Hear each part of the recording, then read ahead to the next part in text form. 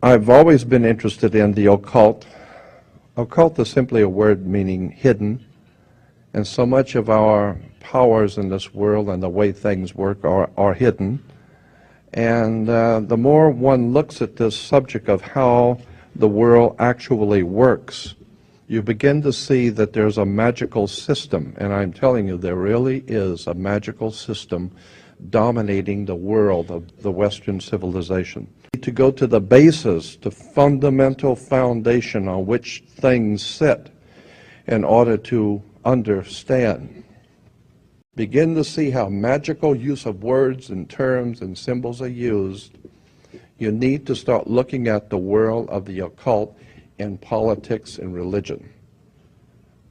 And the powers that be in this world have set up a world of symbols and emblems and terms and catchphrases. And once you understand how this system works, it's fascinating, because for the first time, the world opens up to you a whole new perspective on how government works, on how banks work, on how institutions and education. It is very well planned, organized, and directed. There is a hidden agenda, so to speak.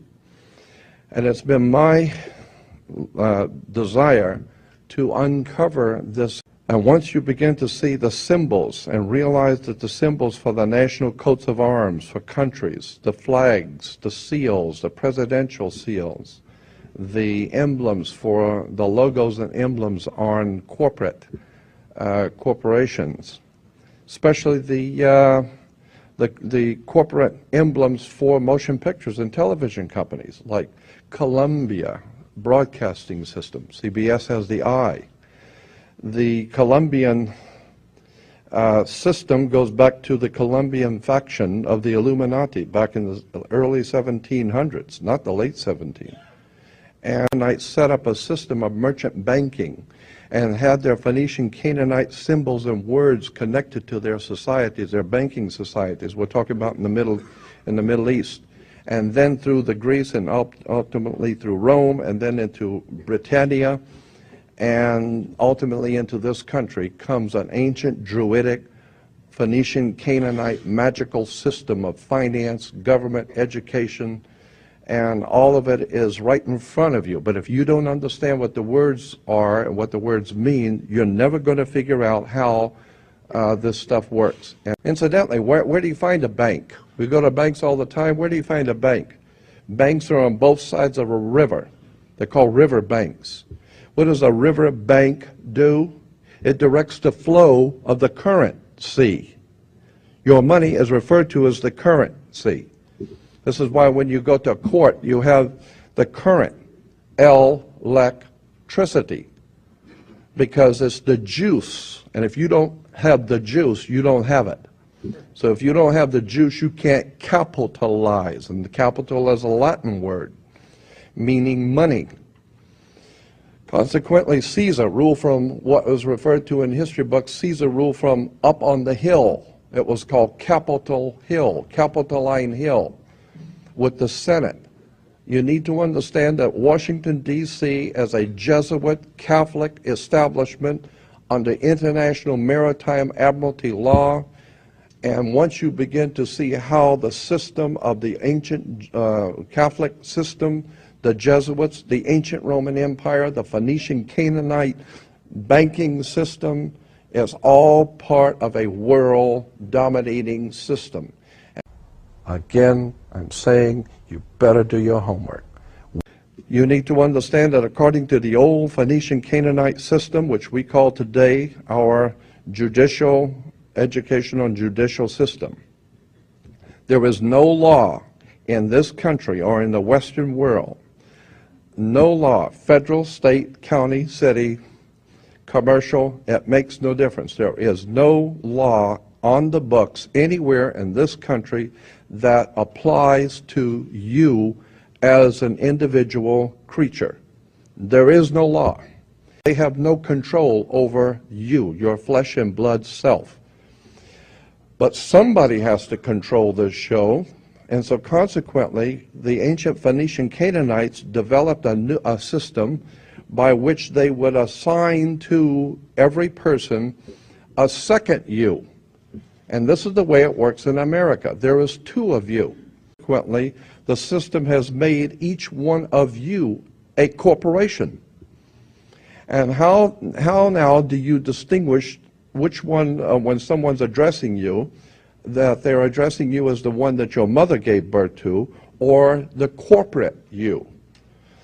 For every piece of important bills, insurance, driver's license, identification, taxes, I don't care what it is. If it's a piece of business, period, in any kind of way, shape, or form, your name must, by law, international maritime admiralty banking law, your name must appear in all capital letters.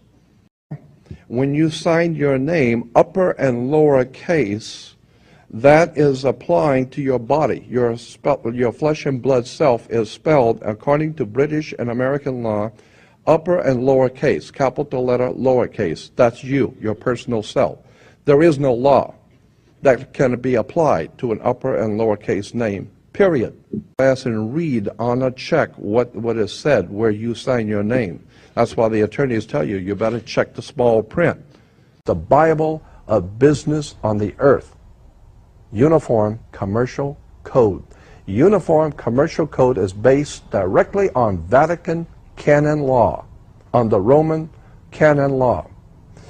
Consequently, when a ship pulls into port, it pulls in and stops, and it's called in its berth. The ship is now in its berth. Because it is on the law of the high seas, or commercial maritime, UCC commercial law, rules the seas. So when the ship pulls into its berth, the first thing the captain must do is to present a certificate of manifest to the port authorities, which means that the port authorities need to know how much is on this ship that you're bringing into our country and our economy. How many TVs, how many cars, whatever you're bringing, how much are you bringing into our economy? So you have to have a certificate of manifest of what is the value of your ship here. What are you doing? Consequently, when you are born, you come out of your mother's water. Therefore, you must have a birth certificate, a certificate of manifest, because you are a corporation-owned item. You are a human resource. This goes back to the German Nazi concept that every human coming out of their mother's water must be birthed. And therefore you have to have a certificate, a manifest, to see how much this individual is going to make for us in our new world order. I'm telling you that until you understand the laws, the symbols, the emblems, what these words mean, you're never going to suspect how far gone we really are.